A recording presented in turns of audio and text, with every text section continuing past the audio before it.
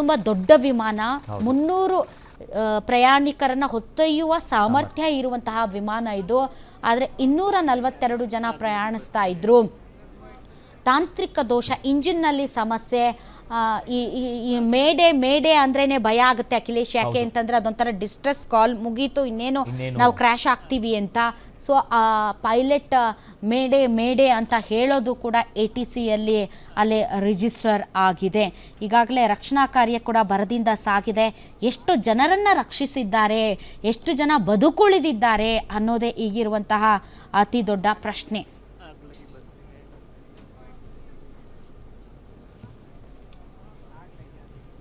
S, ಈ ಬಗ್ಗೆ ಹೆಚ್ಚಿನ ಡೀಟೇಲ್ಸ್ ಪಡ್ಕೊಳ್ಳೋಣ. ನಮ್ಮ ಡಿಜಿಟಲ್ ಎಡಿಟರ್ ದಿಲೀಪ್ ದೂರವಾಣಿ ಸಂಪರ್ಕದಲ್ಲಿ ನಮ್ಮ ಜೊತೆ ಜಾಯ್ನ್ ಆಗ್ತಿದ್ದಾರೆ. ಎಸ್ ದಿಲೀಪ್, ಸದ್ಯ ಎಷ್ಟು ಜನ ಮೃತಪಟ್ಟಿದ್ದಾರೆ ಅನ್ನೋ ಮಾಹಿತಿ ಸಿಗ್ತಾ ಇದೆಯಾ? ರಕ್ಷಣಾ ಕಾರ್ಯಗಳು ಯಾವ ರೀತಿಯಾಗಿ ಆಗ್ತಾ ಇದೆ ದಿಲೀಪ್? ಈಗ ಸದ್ಯಕ್ಕೆ ತಿಳಿದು ಬರ್ತಿರೋ ಮಾಹಿತಿ ಪ್ರಕಾರ ಅಖಿಲೇಶ್ 110 ಜನ ಮೃತಪಟ್ಟಿರಬಹುದು ಅನ್ನೋ ಶಂಕೆ ವ್ಯಕ್ತವಾಗ್ತಾ ಇದೆ. ಈ ಪೈಕಿ ಕೆಲವು 100 ರಿಂದ 115 ಜನ ಗಾಯಗೊಂಡಿದ್ದಾರೆ ಅಂತಾನು ಮಾಹಿತಿ ಸಿಗ್ತಾ ಇದೆ.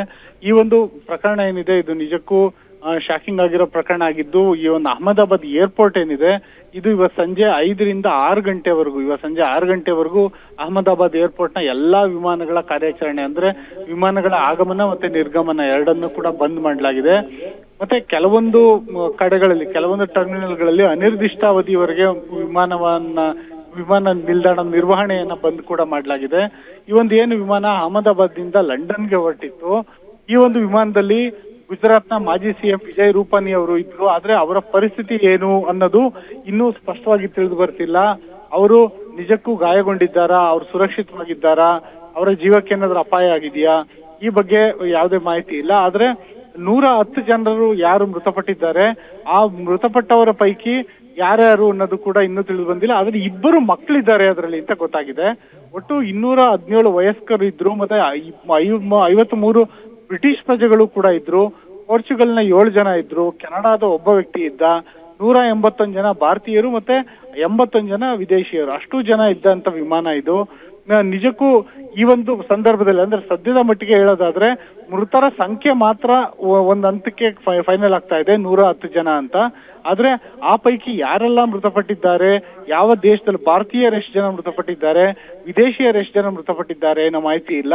ಮತ್ತೆ ಪ್ರಾಥಮಿಕ ಒಂದು ತನಿಖೆ, ಅಂದ್ರೆ ಆಸ್ಪತ್ರೆಗಳ ಮೂಲಗಳ ಮಾಹಿತಿ ಪ್ರಕಾರ 30 ಜನರ ಸಾವಂತೂ ಅಧಿಕೃತ ಕನ್ಫರ್ಮ್ ಆಗಿದೆ.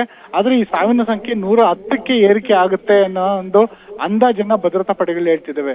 ಏನೊಂದು NDRF ತಂಡ ಇದೆ, ಅದು 100ಕ್ಕೂ ಹೆಚ್ಚು ಜನ NDRF ರಾಷ್ಟ್ರೀಯ ವಿಪತ್ತು ನಿರ್ವಹಣಾ ತಂಡದ ಸದಸ್ಯರು ಅಲ್ಲಿ ಕಾರ್ಯಪ್ರವೃತ್ತರಾಗಿದ್ದಾರೆ.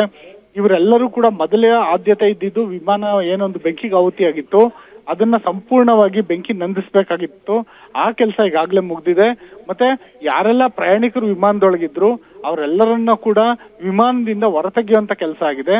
ಮತ್ತೆ ಬಹುತೇಕ ಯಾರೆಲ್ಲ ಪ್ರಯಾಣಿಕರು ಮೃತಪಟ್ಟಿದ್ದಾರೆ ಮತ್ತೆ ಗಾಯಗೊಂಡಿದ್ದಾರೆ ಎಲ್ಲರೂ ಸುಟ್ಟ ಗಾಯಗಳಿಂದ ಬಳಲ್ತಾ ಇದ್ದಾರೆ. ಮತ್ತೆ ಬಹುತೇಕ ಜನರ ಒಂದು ದೇಹದ ಮೇಲೆ 50%ಗೂ ಹೆಚ್ಚು ಸುಟ್ಟ ಗಾಯಗಳಾಗಿದ್ದಾವೆ ಅನ್ನೋ ಮಾಹಿತಿ ಕೂಡ ಬರ್ತಾ ಇದೆ. ಈ ಒಂದು ಎಲ್ಲಾ ವಿಚಾರವಾಗಿ ಕೇಂದ್ರ ಗೃಹ ಸಚಿವ ಅಮಿತ್ ಶಾ ಅವರು ಒಂದು ಗುಜರಾತ್ನ CM ಇದ್ದಾರೆ, ಅವ್ರ ಜೊತೆನೂ ಸಮಗ್ರವಾಗಿ ಮಾತಾಡಿದ್ದಾರೆ. ಮತ್ತೆ ಇವ ರಕ್ಷಣಾ ಕಾರ್ಯ ಅನ್ನೋದು ಈಗಲೂ ಭರದಿಂದ ಸಾಗ್ತಾ ಇದೆ ಅಖಿಲೇಶ್.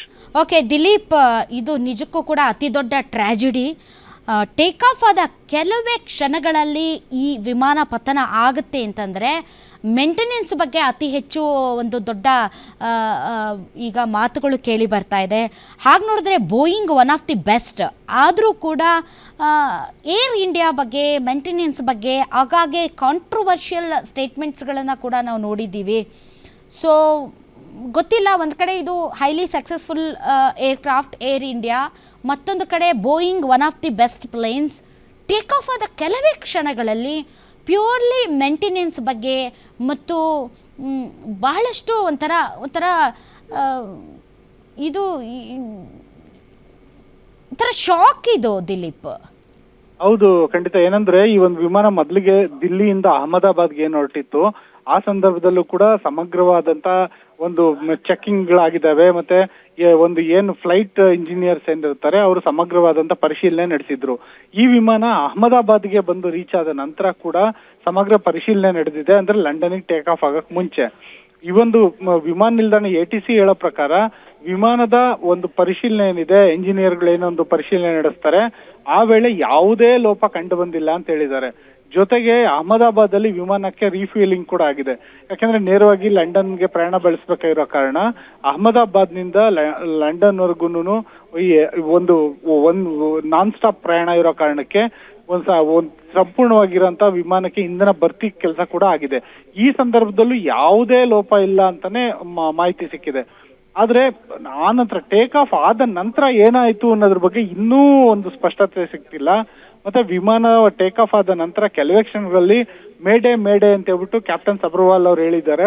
ಆದ್ರೆ ಮೇಡೆ ಅಂತ ಹೇಳೋದಕ್ಕೆ ಯಾವ ರೀತಿ ಏನ್ ಕಾರಣ ಆಯ್ತು ಅಂತ ಹೇಳ್ಬಿಟ್ಟು ಇನ್ನೂ ಗೊತ್ತಾಗಿಲ್ಲ. ಒಂದಂತೂ ಖಚಿತ,